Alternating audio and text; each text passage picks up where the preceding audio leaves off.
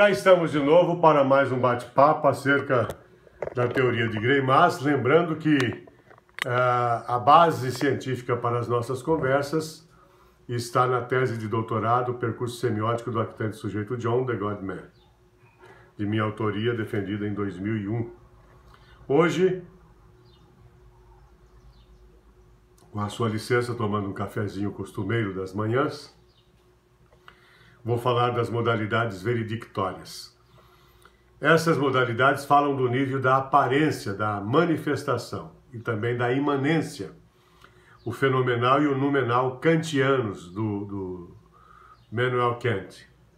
Como afirma o Greimas, o predicado modal, o ser do ser, que pode ser considerado como a forma debreada do saber ser, é susceptível de ser tratado como uma categoria modal e projetado no quadrado semiótico. Palavras do Greimas junto com o Cortés, naquele dicionário, né?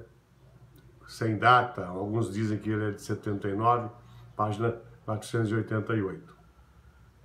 O Greimas, tomando emprestado de Asmlev os termos manifestação para designar o percurso do sujeito do parecer-não parecer e de imanência, o seu percurso entre o ser-não ser, ele percebeu que esses termos recebem sinônimos de acordo com o enfoque. Vou citar então aqui o Greimas em espanhol. Podem ser utilmente comparados com as categorias superficial e profundo em linguística, manifesto versus latente em psicoanálise, fenomênico versus noumênico em filosofia. Então, vista essa categoria como predicado verbal, pode ser assim decomposta seguindo o modelo proposto em El Sentido 2, ou sobre o sentido 2 do Greimas. Então, vou tentar mostrar aqui para vocês essas modalidades veredictórias. Conseguem ver aí? Você tem lá, ó, o segredo de um lado, a mentira do outro, estão fora do quadrado. Dentro do quadrado você tem a verdade no eixo lá superior, a falsidade embaixo. Veja que ele trabalha com as dicotomias, né? Com o jogo de diferenças, que o Saussure dizia que o sentido existe pelas diferenças. E o Greimas trabalha isso aí, ó, o tempo todo. Segredo, mentira, verdade, falsidade. E vamos agora para o quadrado especificamente. Vamos lá. Ser e parecer estão nos eixos aí contrários. Parecer e ser estão também nos eixos contrários. Agora você vai ter aí o parecer como contraditório do parecer, você tem não parecer. E você tem o não ser como contraditório do ser. Então, o sujeito é e ele parece, então é verdadeiro. Por isso que tem a verdade aí. O sujeito não parece e não é, então ele é falso. Aqui, ao invés de parecer e ser, na verdade é não parecer e não ser. Ok? O sujeito é e ele parece, você tem aqui o segredo. O sujeito parece, mas não é, então você tem a mentira. Então, esse quadrado é fantástico, é o quadrado semiótico das modalidades veredictórias. Muito bem. Há muitos discursos, né? Nós, nas nossas ações diárias, estamos muito mais para o nível do parecer do que do ser, né? Estamos sempre desempenhando papéis dentro da sociedade ou do grupo social que frequentamos e que participamos. Então, essa categoria comporta ainda dois eixos. O eixo dos contrários, chamado de verdade, e o eixo dos subcontrários, chamado de falsidade, que eu já expliquei para vocês. Bem como duas deixis da esquerda, chamada de positiva, em que aparece o segredo, e a negativa, em que se encontra a mentira, que fica à direita, conforme vocês viram. É no interior da categoria da veredicção, no entanto, pela sua imperfeição, que o sujeito exerce sua atividade cognitiva de caráter epistêmico. Palavras minhas. Essa ação do saber do sujeito, com base num crer de quem está ouvindo ali, com a ajuda de outros programas modais diferentes, tem por alvo conquistar uma sanção positiva e definitiva de um sujeito judicante, com base na construção de seu discurso veredictório. Então, quer dizer, ninguém produz um discurso, ninguém escreve uma carta, um texto, ou faz uma apresentação, sem que queira, né, que o outro venha entender e faça adesão, né, ideológica ao seu discurso. Venha crer, né, acreditar naquilo que você está falando. Então, o jogo da verdade, que segundo Greimas atua entre o parecer e o não parecer, que é o nível da manifestação, veja bem, o parecer e não parecer, aquele eixo de cima, é o nível da manifestação. E o ser, não ser, que é o nível da imanência, é o nível mais profundo. Na verdade, ironicamente, jamais concretizar-se-á, né, vivendo, porque a essência, né, palavras minhas, a matriz de onde tudo se originou ainda se traduz no eterno querer, já que vivemos dentro de simulacros discursivos. É o que eu sempre falo e indico o touro-linha do Picasso como exemplo. Nós sempre vamos estar insatisfeitos, por isso o sentido da vida é essa busca. A hora que parar a busca de objetos de valor e de valores nas nossas vidas, acaba o sentido da vida, né? Então veja bem, vivemos tentando buscar o ser do sujeito, né? Aquela pincelada inicial do artista plástico, né? Aquele acorde inicial do músico, né? Estamos sempre querendo buscar o nosso ser, mas isso é um eterno desejo, né? A gente vai se desconstruindo da cultura, do que aprendemos, né? Nascemos, somos um quadro aí em branco e aí as pinceladas de tintas começam a ser lançados no quadro da nossa vida, vamos preenchendo, então temos que nos desvestir do cultural, de tudo isso que adquirimos desde que nascemos, para buscar o nosso ser, o âmago, né?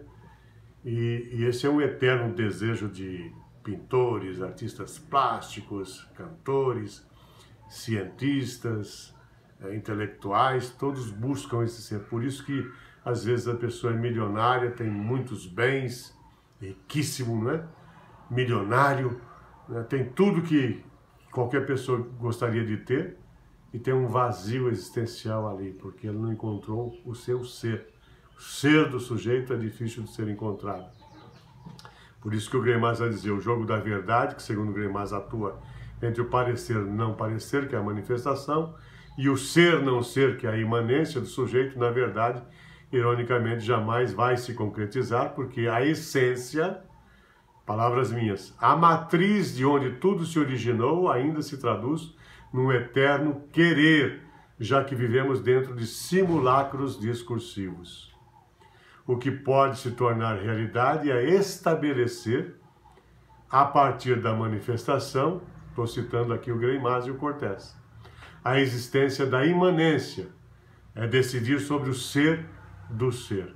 Isso o Greimas e Cortés dizem que podemos fazer, né? Fazer essa existência da imanência, né? Saber que existe uma imanência. Isso nós sabemos, embora saibamos que seja difícil alcançá-la, esse ser do sujeito. Mas podemos também, então, decidir sobre o ser do sujeito. Que ser é esse? Isso Greimas e Cortés dizem que nós conseguimos fazer. Então, no encontro do sujeito com o objeto valor, mediante a função junção, percebemos sua realização, o seu ser.